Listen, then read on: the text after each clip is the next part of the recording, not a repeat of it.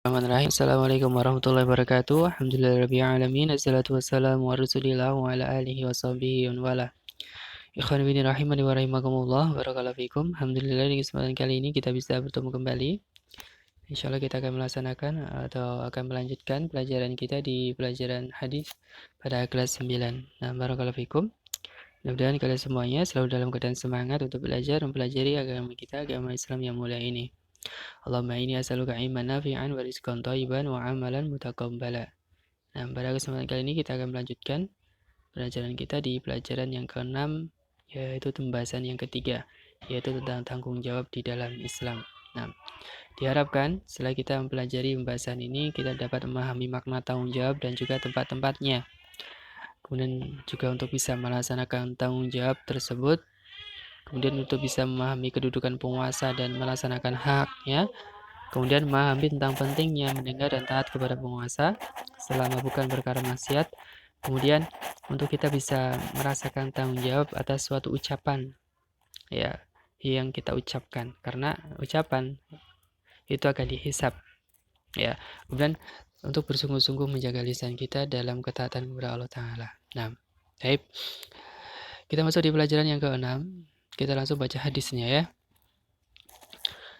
An Abdullah bin Umar An Abdullah bin Umar radhiyallahu anhuma qala sami'tu Rasulullah sallallahu alaihi wasallam yaqul kullukum ra'in wa kullukum mas'ulun an ra'iyatihi wal imamu ra'in wa mas'ulun an ra'iyatihi wa rajulu ra'in fi ahlihi wa huwa mas'ulun an ra'iyatihi wal mar'atu ra'iyatun fi baiti ahliha atau fi baiti zawjiha wa mas'ulatun an ra'iyatiha wal khadimu ra'in fi mali sayyidihi wa mas'ulun an ra'iyatihi. Qala wa hasabtu an qad qala war rajulu ra'in fi mali abihi wa mas'ulun an ra'iyatihi wa kullukum ra'in wa mas'ulun an ra'iyatihi. Dari Abdullah bin Umar radhiyallahu anhu berkata, aku mendengar Rasul sallallahu alaihi wasallam bersabda, masing-masing kalian adalah pemimpin dan masing-masing kalian akan ditanya tentang kepemimpinannya. Seorang imam adalah pemimpin dan akan ditanya tentang kepemimpinannya. Seorang laki-laki adalah pemimpin dalam keluarganya dan dia akan ditanya tentang kepemimpinannya. Seorang wanita adalah penanggung jawab dalam rumah suaminya dan dia akan ditanya tentang tanggung jawabnya. Seorang pembantu adalah penanggung jawab tentang harta tuannya dan dia akan ditanya tentang tanggung jawabnya. Ibnu Umar berkata, aku menyangka beliau juga akan mengatakan, dan seorang laki-laki adalah penanggung jawab atas harta ayahnya dan dia akan ditanya tentang tanggung jawabnya, dan masing-masing kalian adalah pemimpin dan akan ditanya tentang kepemimpinannya. Hadis riwayat Bukhari dan Muslim. Nah, dalam hadis ini ya memberi keterangan kepada kita semuanya bahwasanya masing-masing dari kita adalah pemimpin, masing-masing dari kita adalah pemimpin dan akan dimintai pertanggungjawaban atas kepemimpinannya. Tadi disebutkan dari yang paling atas ya, adalah seorang penguasa. Nah, adalah pemimpin terhadap rakyatnya dan dia akan dimintai pertanggungjawaban atas kepemimpinannya tersebut. Tentunya tanggung jawab di dunia dan juga di akhirat nanti ya. Nah, dan seorang wanita, seorang laki-laki, seorang suami adalah pemimpin dalam keluarganya dan dia akan dimintai pertanggungjawaban atas kepemimpinannya di dalam keluarganya terhadap anak dan istrinya. Dan seorang pembantu juga sama, akan dimintai pertanggungjawaban atas kepemimpinannya ya terhadap harta tuannya dan seterusnya. Masing-masing dari kita adalah pemimpin. Kita akan ya akan dimintai tanggung jawab terhadap apa-apa yang kita pimpin ya. Kita adalah pemimpin, masing-masing kita adalah pemimpin ya pada diri kita masing-masing ya. Maka kita akan dimintai pertanggungjawaban diri kita. Mau dia dibawa kemana itu terserah kita, dibawa kepada ketaatan kepada Allah atau dibawa kepada kemaksiatan kepada Allah ya, kita bisa itu ya. Maka masing-masing dari kita akan diberi pertanggungjawaban. Kalau diri kita dibawa kepada ketaatan kepada Allah, itulah kebaikan, itulah yang diharapkan. Nah, tetapi barang siapa yang membawa dirinya ya untuk maksiat kepada Allah itulah kebinasaan. Nah, taib. Selanjutnya, apa judul pelajaran yang keenam? Ya, pilih aja yang kedua ya, tanggung jawab mencakup semua orang. Nah, kosakata kulukum ra'in maksudnya adalah masing-masing kalian adalah yang diberi amanah atau tanggung jawab. Ra'iyatihi artinya orang yang diamanahkan kepadanya, kemudian al-imam bermakna hakim atau pemimpin.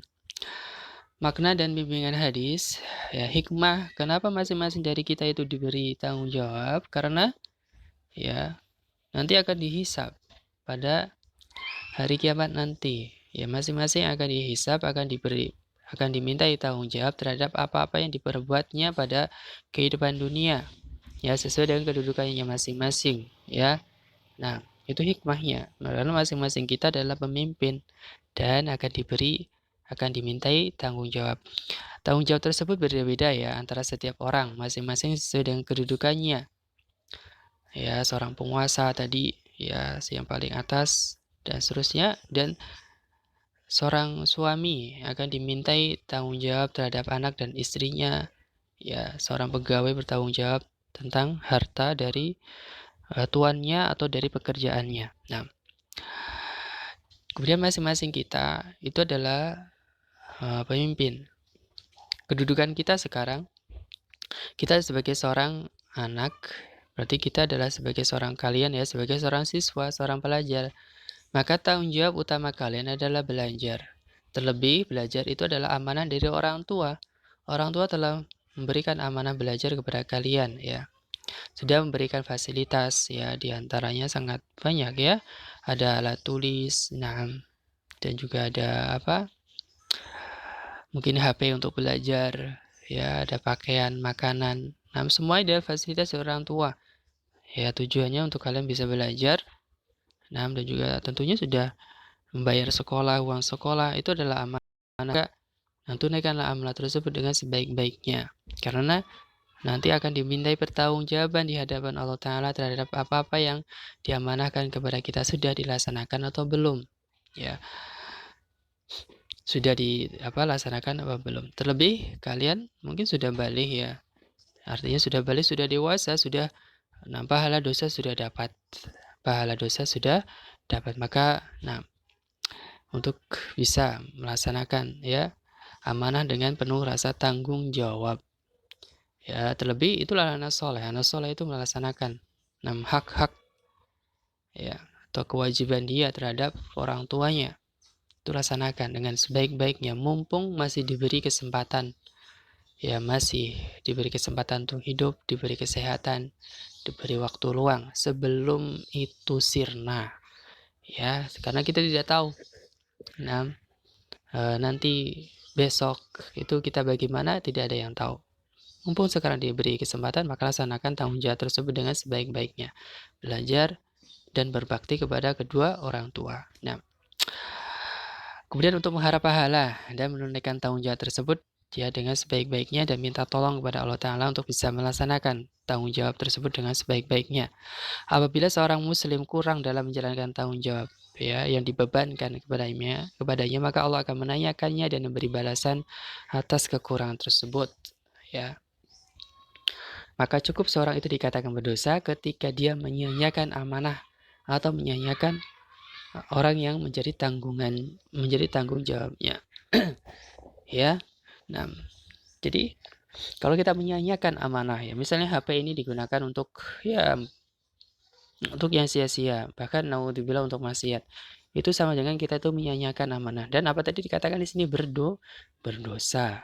Nah, maka ya gunakan ya amanah berupa fasilitas ataupun juga waktu yang diberikan kepada kita sebaik-baiknya dalam ketaatan kepada Allah Ta'ala. Baik, barakallahu fikum. Kemudian yang terakhir, di sini apa yang ditujukan dengan digabungkannya ketaatan kepada Allah dan Rasulnya terhadap ketaatan kepada penguasa atau pemimpin, menunjukkan tentang besarnya kemanfaatan atau manfaat dari taat kepada pemimpin ya terhadap kemaslahatan umat, kebaikan umat itu sangat besar ya. Dampak dari ketaatan kepada penguasa. Kalau seorang atau suatu bangsa, suatu negara itu penduduk rakyatnya taat kepada pemimpin atau penguasa, maka apa yang terjadi? Ya, keamanan yang terjadi. Ya, keamanan yang terjadi. Kedamaian dan ketentraman.